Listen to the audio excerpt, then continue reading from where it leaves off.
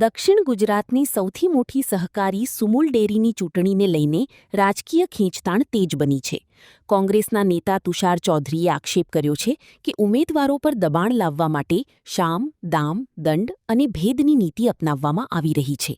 તેમણે દાવો કર્યો કે ઉમરવાડા બેઠકના કોંગ્રેસ ઉમેદવારના દરખાસ્ત કરનાર વ્યક્તિ છેલ્લા 3 દિવસથી ગુમ છે અને તેનું અપહરણ કરાયું હોવાની આશંકા છે.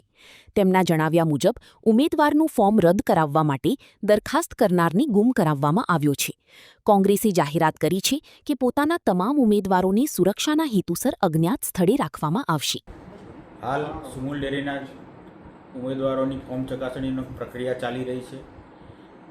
આ પ્રક્રિયા શરૂ થાય પહેલાં જ ઉમરપાડાના એક અમારા ઉમેદવાર હતા, એની જે દરખાસ્ત કરનાર સભાસદ હતો એ છેલ્લા 3 દિવસથી એને ગુમ કરી દેવામાં આવ્યો છે.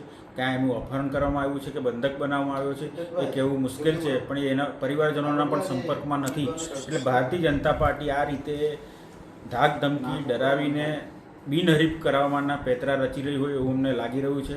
એટલે અમે પણ નક્કી કર્યું છે કે અમે આ લડતમાં જરૂર લાગશે તો પોલીસ ફરિયાદ પણ કરીશું, હાઈકોર્ટ સુધી પણ જઈશું અને અમારા ઉમેદવારને આ લોકો ડરાવી ધમકાવીને અપહરણ ના કરે એના માટે સલામત સ્થળે પણ અમે આજે ખસેડવાનું વિચારી રહ્યા છીએ.